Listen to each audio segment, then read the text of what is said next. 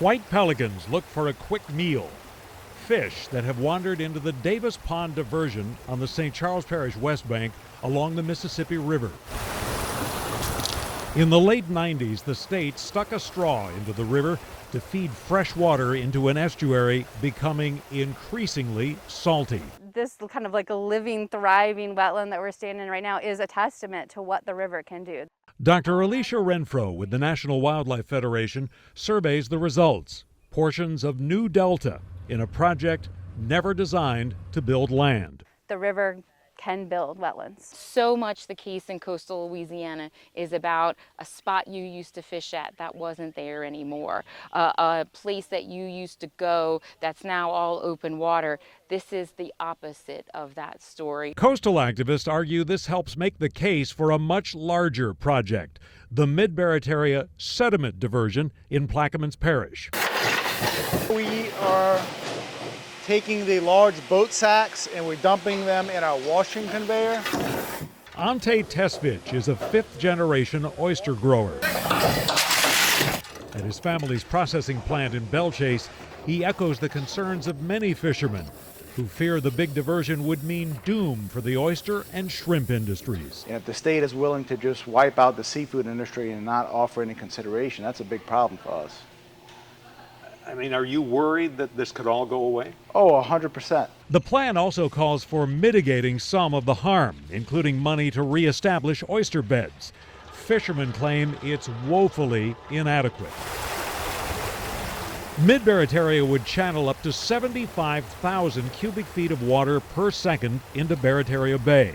It aims to build 21 square miles of land over the course of 50 years. Critics question why the state is ramming the project down the throat of Plaquemines Parish government, which has sued to stop it. There are ways to fix the coast without destroying the natural fisheries resource that we have. And that is the point that it seems like is not getting across. John Tesvich, the fourth-generation oysterman, argues for a different approach, dredging projects or some kind of containment area with levees that would prevent Mississippi River water from drastically altering the bay. When you're putting that kind of water into this estuary in the Barataria Bay, you're flooding it. It's like flushing the toilet. Everything goes out with it. They may find a sympathetic ear in Governor Jeff Landry. He's ordered a review of the whole idea. As governor, Landry hasn't commented on Mid-Barataria, but has complained about lawsuits slowing coastal work and talked of reorganizing the state's coastal authority. We want to see things that protect our coast, that build our coast, and ensure that the communities here can survive.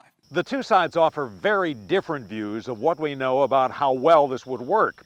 Critics call it an experiment, never before tried on anything approaching this scale. Supporters counter that the concept has been studied for decades with the best available science. The size of those projects are matching the size of the problem that we're facing.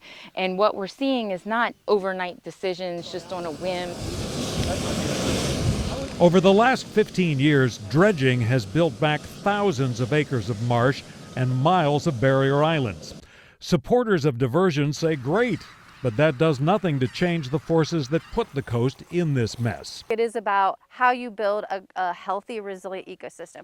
We have a system currently that is dying. They talk about a natural process, but that's disingenuous. There's nothing natural about the Mississippi River anymore. In the meantime, they point out the cost ballooned to nearly $3 billion, several times more than the original estimates a couple decades ago. John, I think the question is, can we afford to do nothing? And what is the cost of doing that? Now we need to fix it. We all agree on that.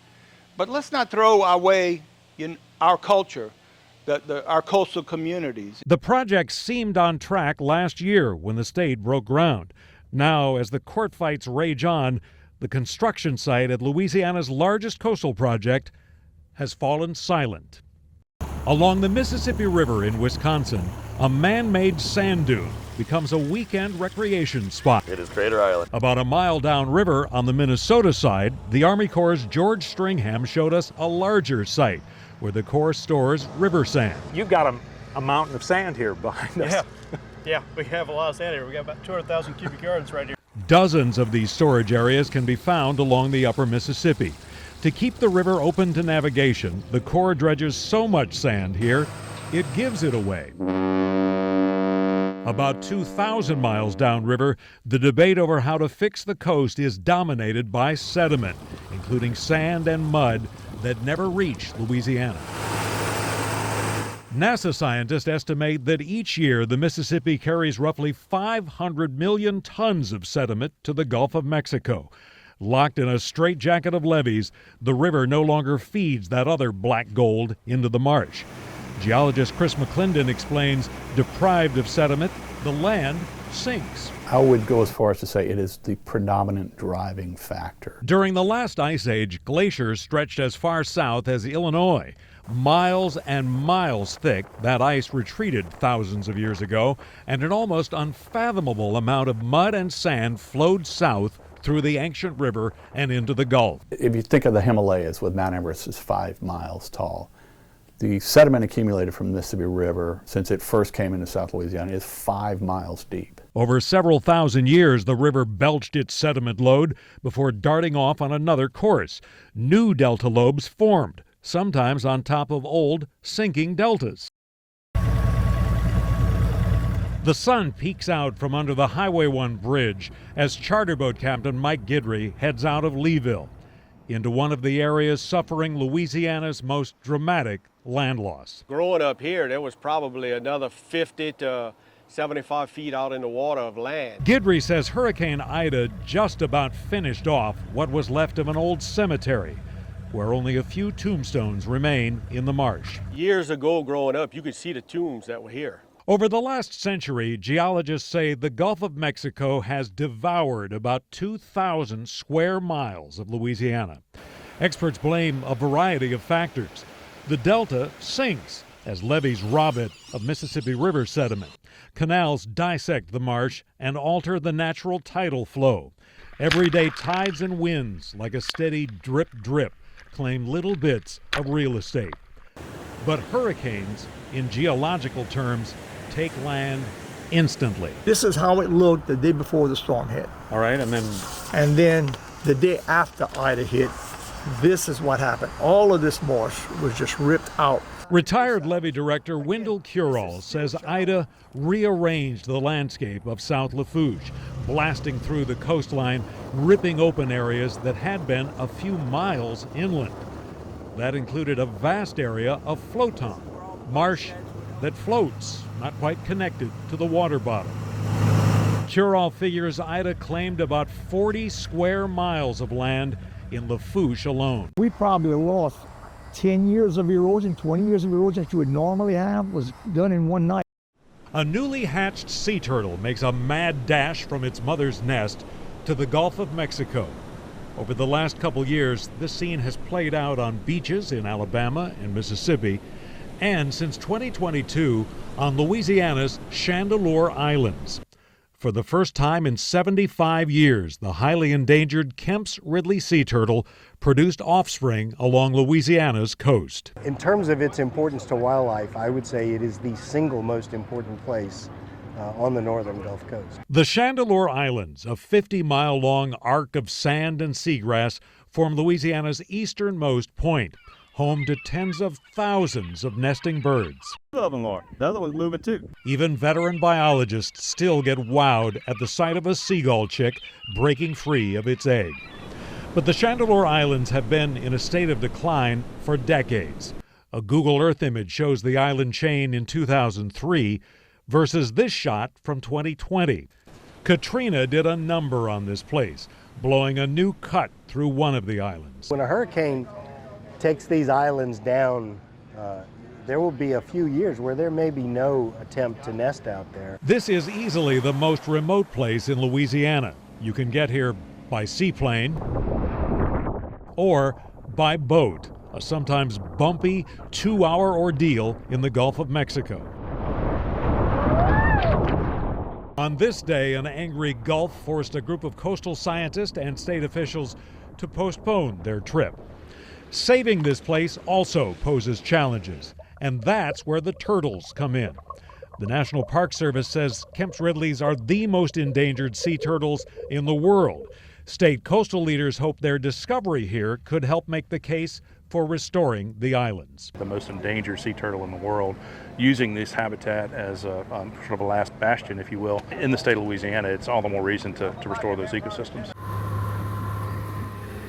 Some of the passengers on this boat headed out of Empire had never met until this day. They now share a deep spiritual connection. A 20-minute trip brings them to their destination. This is Lemon Tree Mound, is what we call it. Rosina Philippe is part of a Native American tribe that has lived in what is now Plaquemines Parish for centuries. The Atakaba Ishak Shawasha lived off the land. There were lemon trees to be found here growing. We didn't plant them, but we found them growing here. Our people would fish, in the bay. They would come here and collect lemons and, use them as a refreshing drink. How the trees got here is a mystery. I think maybe a storm might have uprooted trees and they found perches here and grew, or some people speculate maybe seeds by birds or whatever, so we don't know. Members of the tribe were mound builders. This island, now broken in pieces, once would have towered over the surrounding landscape. When the river was flooded, the people sought sanctuary, on the mounds. What did this place mean to your people? Well, it represents a place of longevity. In these modern times, a marker that their ancestors were in this place. These mounds, have been a part of our landscape for so many centuries, and that they were still here with us. Generations ago, European settlers took control of the land. But like much of South Louisiana, the real estate around the Lemon Tree Mound mostly disappeared as man levied the river and altered the landscape. Our tribe has lost so much land, and we're losing it just about every day. A few years ago, the Coalition to Restore Coastal Louisiana began working with the tribe to protect the shoreline here using recycled oyster shells. That led to a search for whoever held legal title to the land and a surprising discovery. They had discovered that St. Paul's actually owned some property out here, which was news to us. Our records had been lost during Katrina. Turns out a parishioner had willed the Lemon Tree Mound to St. Paul's Episcopal Church in Lakeview in the 1980s. The former rector set out on a mission to learn the history of the land. And recently, the church gave it back to the tribe. We at the Episcopal Church have strong commitments these days to restorative justice and to creation care. Maybe it's been a while in coming, but better late than never. This is a win, I think, for everybody. I think the church is happy about it. Obviously, the tribe is happy about it, and it is doing the right thing. What does it mean to get it back? Woo! Philippe says she knows her ancestors are rejoicing. Even some of our sister tribes, I got emails from different people saying, doing that, hey. The island survived when so much of the wetlands around it eroded or sank below the surface of the bay because of the height of the mound. Eventually, tribal members know it too will lose its fight with the sea. But the shoreline protection from the oyster reef may extend its life, and the story of the Lemon Tree Mound, always giving a benefit, will live on. Once the bay overtakes this land and it succumbs to, to the waters, the reef will serve as a marker of where this place stood.